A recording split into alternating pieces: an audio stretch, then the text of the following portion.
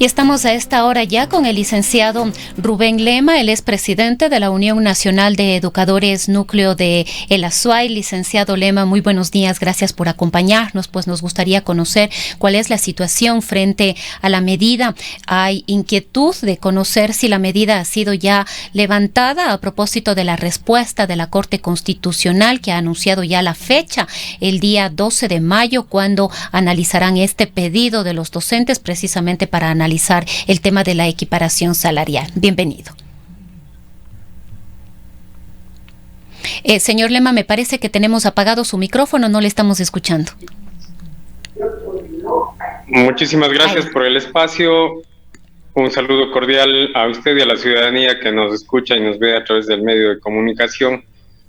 En efecto, el producto de la presión que hemos venido haciendo durante todo, un poco más de un año, peleando por el tema de que entre en vigencia el articulado de la ley reformada, tenemos fecha para el próximo jueves 12 y esperamos que la Corte Constitucional mantenga su independencia frente al Ejecutivo y que podamos tener efectivamente por fin justicia para con la educación, porque en definitiva lo que necesitamos es una ley que pueda ir a cambiar una estructura que ha estado mantenida durante los últimos 14 años y que no ha permitido un desarrollo adecuado en el ámbito educativo, tanto de niños y jóvenes. También la medida de hecho pues se va a mantener. Veremos en las próximas horas qué otras acciones, qué otras actividades se van a las provincias, pero por ahora la huelga de hambre se mantendrá en las provincias del Guayas y en Pichincha. Licenciado Lema, ¿cuáles son las expectativas? ¿En qué consiste exactamente el pronunciamiento que ustedes esperan deba emitir la Corte Constitucional frente a la resolución del presidente de la República de no dar paso a esta equiparación salarial? ¿Una declaratoria de inconstitucionalidad frente a la ley que fue aprobada? Lastimosamente, la asesoría jurídica del gobierno, pues me parece que está un poco desorientada, porque lo que han presentado ahora el 13 de abril es lo mismo que presentaron hace un año, cuando declararon de que no había fuentes de financiamiento y los recursos no existían para el tema educativo. Además, ellos hablaban de una cifra de 6.000 millones de dólares. Conjuntamente con la Asamblea Nacional, se produjo la subsanación y sobre todo el proceso de citar las fuentes de dónde se puede financiar el tema educativo, y se demostró que no se necesitaban más allá de los 500 millones de dólares para que se pueda aplicar la ley tal cual, citando fuentes de financiamiento que no son otras que las propias arcas del Estado a través de los impuestos que se recaudan en estos años, y no como lo ha venido asegurando el gobierno, de que son ingresos esporádicos por la subida del barril del petróleo, etcétera. Lo que nosotros hemos planteado a través de la Asamblea Nacional son fuentes que se van a mantener a lo largo del tiempo y que no vamos a tener problemas de desfinanciamiento.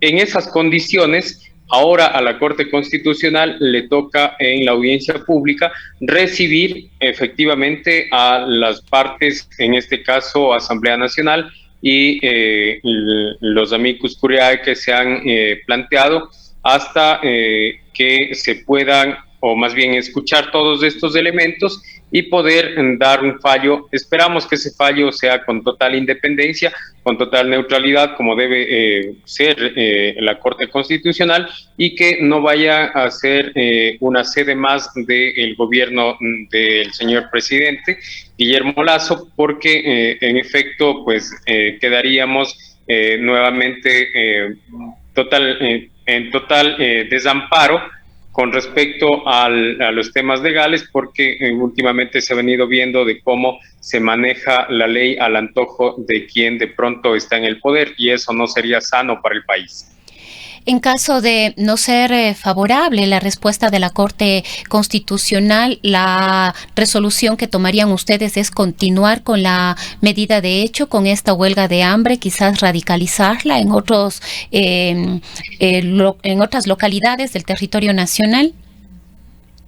Bueno, en el caso de no ser favorable, pues efectivamente tendríamos un país que está totalmente en manos de una sola persona. Están cooptados todos los poderes del Estado porque hasta la saciedad hemos demostrado con la razón de la necesidad que tiene imperiosa de que se haga justicia con la equiparación salarial de los docentes. No estamos pidiendo de ninguna manera alza salarial, lo que estamos insistiendo es que puedan existir docentes en cada una de las instituciones educativas, pero con nombramiento, docentes con estabilidad laboral, para que nuestros niños y jóvenes no tengan 3, 4 meses de ausencia de un docente. Es que estamos peleando por esta ley y en efecto pues esperamos que en la Corte Constitucional haga justicia con la educación del pueblo ecuatoriano. De no ser así, pues, existirán instancias quizás a nivel internacional en donde podamos trabajar, pero esperamos no llegar a eso porque creemos que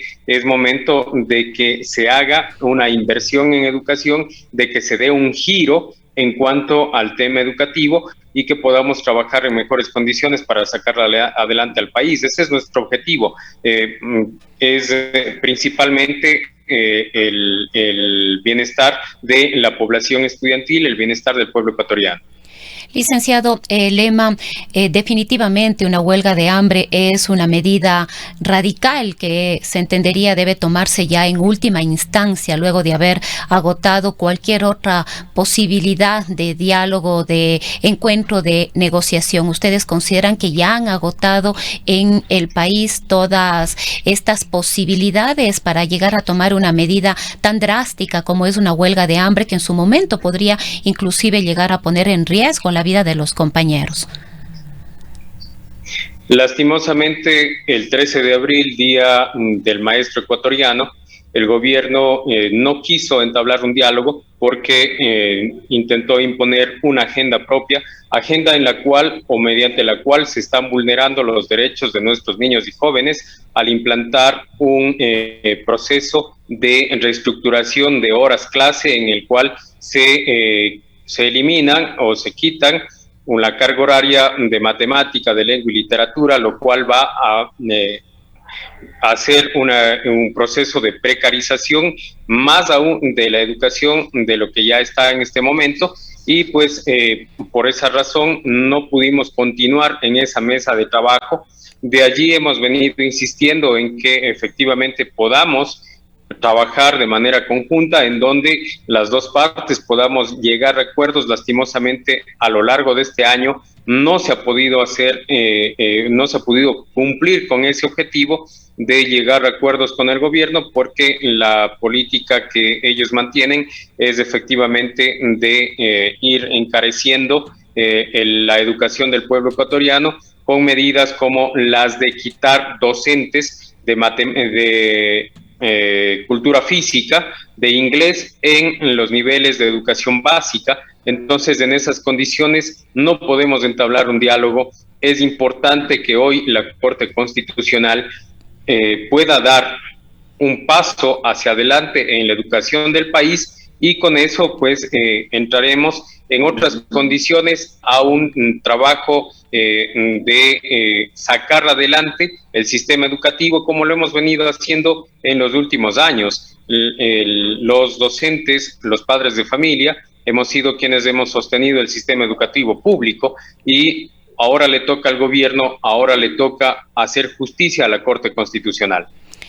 Ahora, licenciado Lema, varios analistas han advertido que la macroeconomía, que la economía del país definitivamente está mejorando, que se ha logrado reducir la brecha fiscal y que esto de alguna manera es un punto a favor de nuestro país. Sin embargo, se puede observar que esto no se traduce de ninguna manera en lograr superar toda la problemática social que está enfrentando el país. Los maestros en huelga de hambre, vemos unos hospitales absolutamente desabastecidos que no pueden recetar a sus pacientes. Muchas cirugías se han visto obligadas a suspenderse, a paralizarse. Los pacientes que requieren medicación con enfermedades catastróficas también ven en riesgo sus vidas por esta falta de atención. El desempleo, sin duda alguna, únicamente 3 de cada 7 ecuatorianos tiene un empleo. Vemos otros servicios con una negligencia que definitivamente preocupa, como es el caso del registro civil, la imposibilidad de obtener una cédula o un pasaporte por varios meses, y así podríamos seguir con una lista interminable. El mismo tema de la inseguridad que está atravesando el país. ¿Cuál es el análisis que tienen ustedes? Muchos de estos reclamos se evidenciaron en la marcha del 1 de mayo.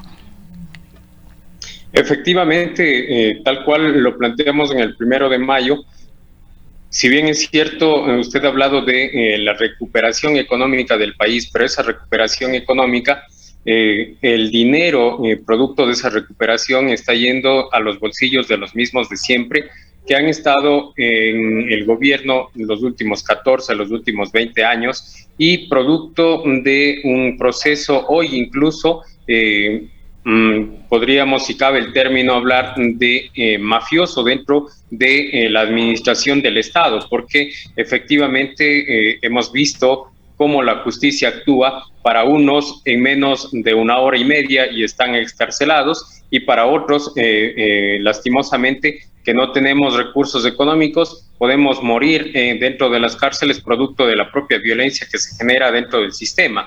Asimismo, se ha planteado cómo son alrededor de 3.600 millones de dólares anuales que se van a la corrupción.